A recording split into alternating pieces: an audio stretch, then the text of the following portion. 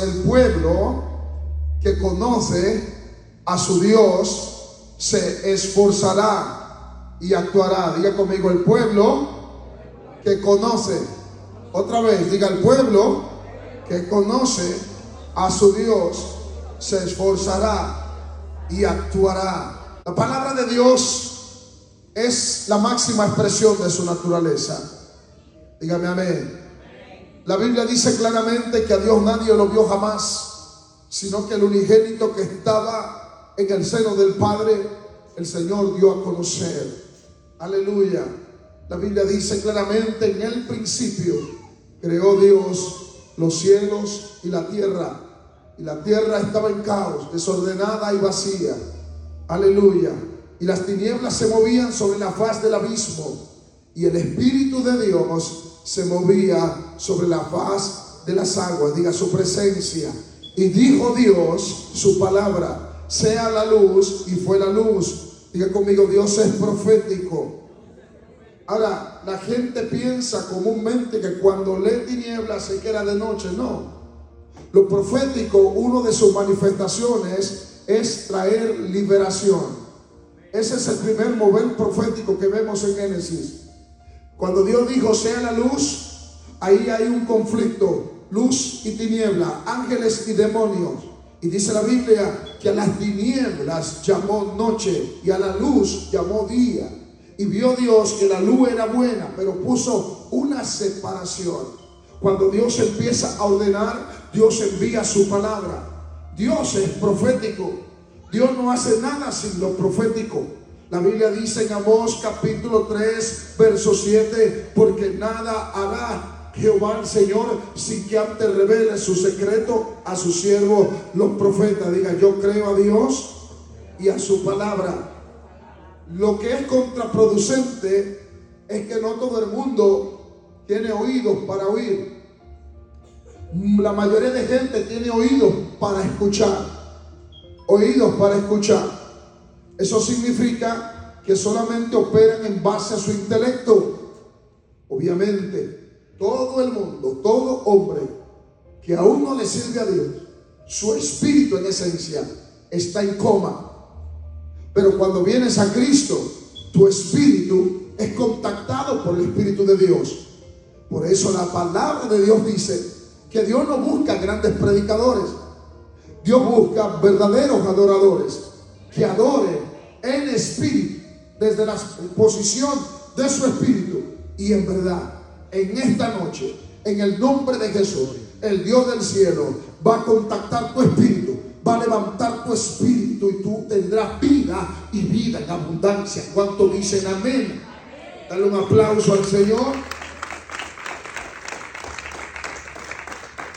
Deportación a Babilonia.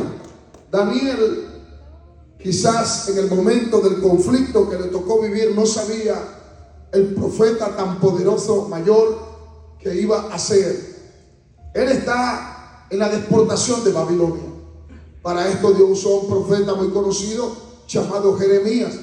Jeremías le tocó cumplir una asignación que no fue tan fácil como cualquiera cree. Él le tocó sufrir oprobio, guerra, persecución por la palabra de Dios. Porque la palabra de Dios en sí trae guerra, pero la palabra de Dios también trae vida y vida en abundancia.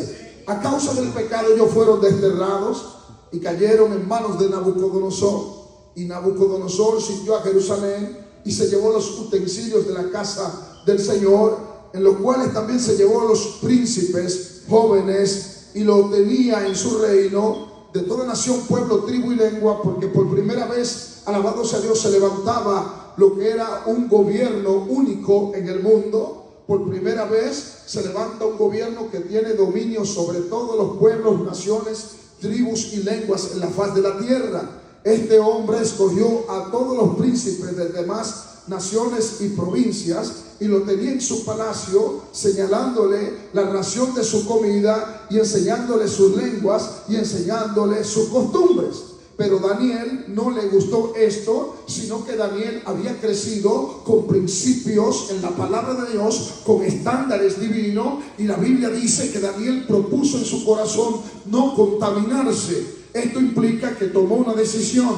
Esto implica que tenía un fundamento de la palabra y de los estándares de Dios. Pero también implica que Daniel fungió como un influyente hombre o joven que influyó a 3 jóvenes más y se hizo una fuerza poderosa. Es decir, 4 jóvenes que estaban enfocados en el Dios vivo y verdadero, los cuales marcaron la diferencia. Dígame amén. La Biblia dice que él propuso en el corazón no contaminarse. Por causa de esta proposición y de su ardor por la presencia de Dios, en medio del conflicto, este hombre fue elevado. Dios le dio gracia, le dio favor, le dio sabiduría, le dio ciencia. Y en otras palabras, si se quiere decir, Dios abrió un portal sin precedente, porque se levantó como un poderoso profeta de Dios. Número 1, tenía un estilo de vida de hambre y de sed por la presencia. Era un hombre, un joven de oración. Uno de sus conflictos en uno de sus ascensos en el reinado era que él era un gobernador y había 120 sátrapas y 2 gobernadores, según él iba ascendiendo, que estaban en contra de él. Todo lo que él hacía prosperaba, pero había guerra y conflicto. Pero era un hombre profundo en la palabra y en la oración. A su nombre. Si lo va a aplaudir, apláudalo con fuerza.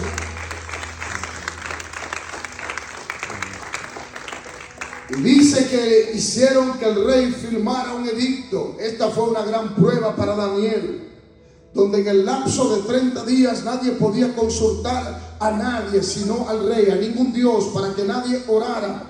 La Biblia dice que Daniel abrió las ventanas de su casa que daban a Jerusalén y empezó a orar 3 veces al día, como otras veces lo hacía. Ahí a Daniel dieron, según el veredicto, había planes de matarlo, de echarlo en el foso de los leones. Pero revela la palabra que era un hombre meramente espiritual. En otras palabras, él tenía tanta vida en el espíritu que se le quitaban esa vida. Él prefería la muerte. A su nombre sea la gloria. Por eso le dijo al rey: rey, para siempre vive, no te preocupes. El rey trató de lidiar, trató de batallar. Al rey le dijeron: el edicto es de los medios y los persas, por tanto es irrevocable. El rey no pudo hacer nada. A Daniel lo echaron en el foso de los leones, pero no pudieron los leones hacerle daño.